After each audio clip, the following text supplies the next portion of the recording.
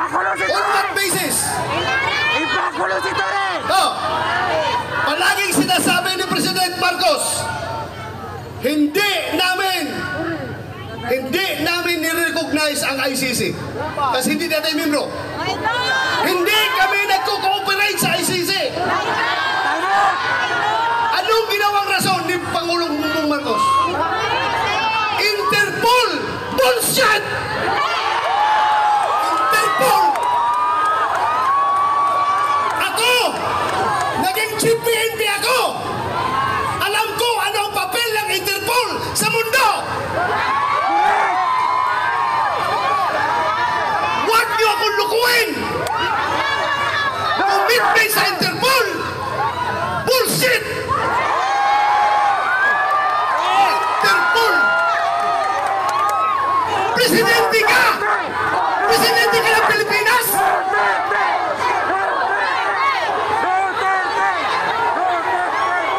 Presidente ka ng Pilipinas!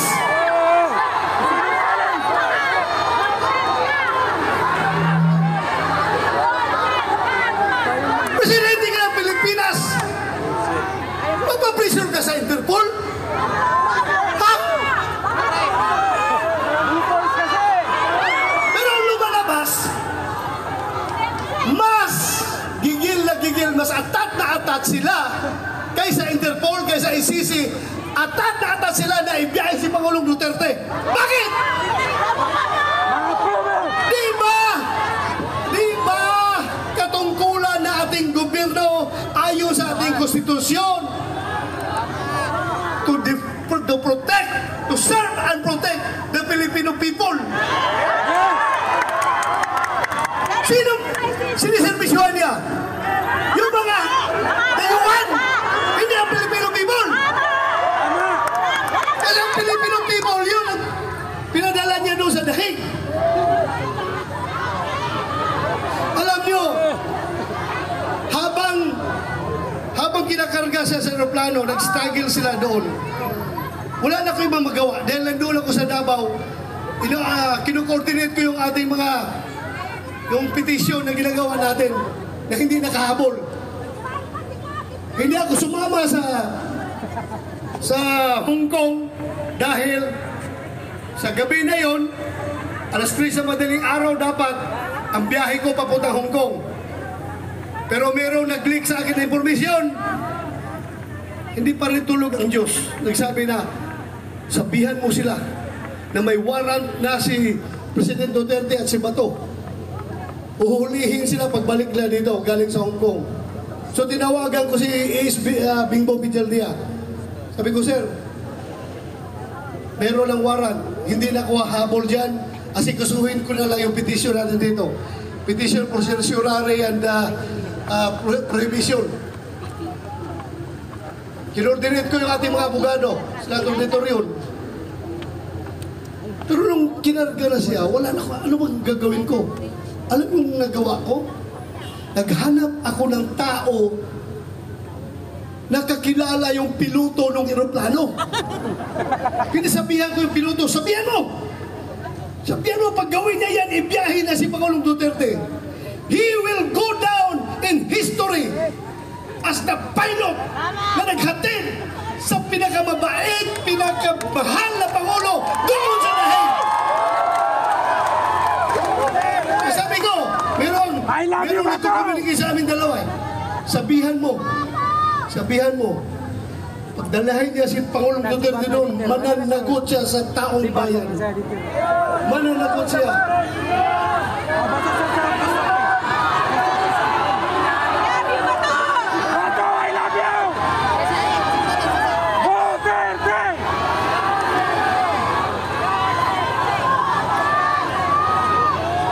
Alam niyo, ang nakakasama ng loob ko. Alam mo yung isang barangay kapitan? Sa barangay kapitan, maliit na barangay. Kausapin mo. Kap, anong tingin mo nito? Tama ba ito? Hindi. Sabi ng kapitan sa'yo, sir, ikaw naman, sir. Pareho tayong lalaki. Hindi pwede yan, sir. Hindi talaga. sa may isang salita. Pero may nakausap ako isang presidente. Dalawang bisis ha! Unang bisis! Marco! Doon sa Bukidnon. Kasi nung 2022 election, kung hindi si Inday Sara makasama sa kanilang rally, kasi mayroong ibang commitment, ako ang nagpo-proxy kay Inday Sara. Kasama kami sa stage. Siya ang kandidato ng presidente, ako ang nag-represent kay Inday Sara. Nag-uusap kami doon sa Bukidnon. Alam mo, sabi sa akin, hindi siya papayag na makialam ang ICC sa ating bansa. Hindi ba siya presidente noon? Hindi ba presidente? Pangalawang bisis, presidente na siya. Doon sa Malacanang, inibitahan niya kami. Tinanong ko siya, ano ba itong stand niyo, Mr. President? Pabago-bago. Iba yung sinasabi mo, tapos yung mga tao mo, Siyempre, iba ang sinasabi. Siyempre, Ano ba talaga? Mabuti yung lalaki sa lalaki, sir. Sabi ko, lalaki sa lalaki, sir. Prangkahin mo ako. Para I know what to do. Please, prangkahin mo ako. Sabi niya sa akin, alam mo ba to? Kahit gabuhok mo, kahit wala kong buhok ha, kahit gabuhok mo or buhok ni President Duterte, hindi mahawakan ng ICC. Hindi ako mapayag na papasok ang ICC dito. Alam mo, dagdag niya. Kasi, kung papayagan ko yan, alam nyo, kung papayagan ko yan, after ninyo, mga Duterte, ikaw, after sa investigasyon ninyo, baka kami na naman ang isusunod ng ICC. Hindi pwede! So, naniwala ako. Pero bakit ngayon, yung nagkahiwalay ang Unitim, bakit biglang nagbago? Sinungaling! Bakit biglang nagbago? Adik! Halata na itong lahat, ang ugat nitong lahat, ay kasakiman sa poder ng gobyerno. Ayaw nila na papalit si Vice President Inday Sara sa 2028 para maging presidente. Sinimulan nila yan sa People's Initiative. Doon nagsimula. Nagka-litsi-litsi na Pilipinas. Ngayon, anong nangyari? Saan pupunta ang Pilipinas nito? Malupog! Wicked! To President! Not very much divided. Mabuti sana kung ang division ay 50-50. Ako, hindi ako statistician, pero alam ko, ang division ay nasa 80-20. 80 tayo, 20 lang sila! Pero, yung 20 na yan, sila may hawak ng poder ng gobyerno, kaya tayong 80, kaya tayong majority, tahimik lang ang mga tao dahil nagtitimpi lang ang mga tao. Nagtitimpi lang ang mga tao. Anywhere I go, Luzon, Visayas, Mindanao, magsabi lang tao sa akin, Sir, sabihan mo yung kasama mo sa Team Suka. Sige lang, sir. Tiis lang kayo. Basta kami, sir, alam namin what to do. Alam namin, sir. Basta kami, makita na lang natin sa balota kapag kami bumoto. Magugulat na lang kayo kung anong magiging resulta. Ako naman naniniwala. Dahil hindi man ako nakiusap sa kanila. Hindi ako nakiusap sa kanila. Sila kusang loob na lumapit sa akin.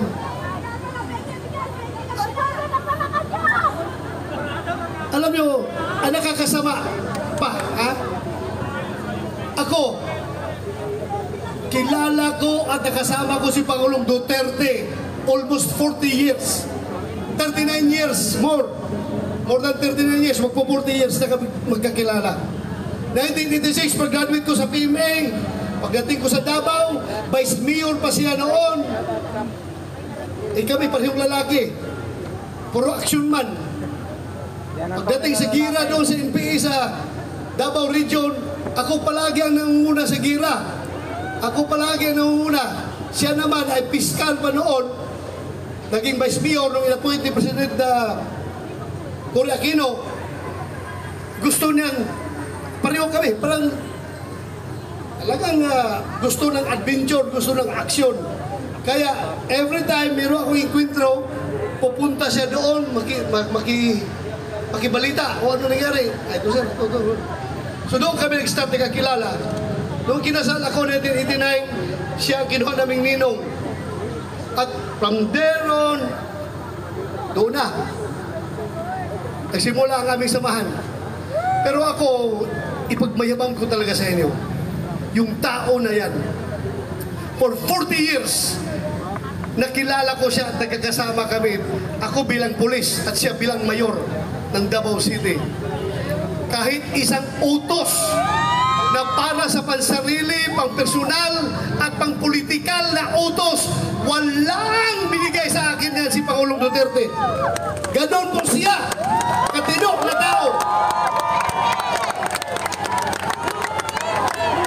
Duterte!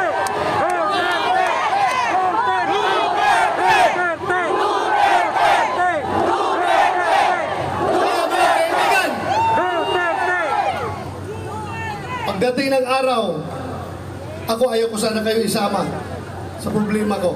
Ayaw ko idamay kayo. Pero pagdating ng araw, nalalabas yung warrant of arrest ko. Uhulihin ako ng PNP. Ito lang masasabi ko sa inyo. Ito lang masasabi ko sa inyo. Lahat ng ginagawa nila ay illegal. Kasi yung warrant of arrest na kanilang siniserve sa atin, hindi yan nagagaling sa competent authority. Hindi yan nagagaling sa local natin. Hindi yan ni-recognize natin dahil hindi tayo under sa kanila. Tama! Kaya dapat magkakaisa tayo. Tama Hindi ko kayo pinadamay ha, pero pinapaalam ko lang sa inyo. Anytime of the day, baka ngayon, pagbaba ko sa entablado, nandyan na, nakaabang na sila, arestuhin na ko. Bahala kayo, sige. Hindi pwede!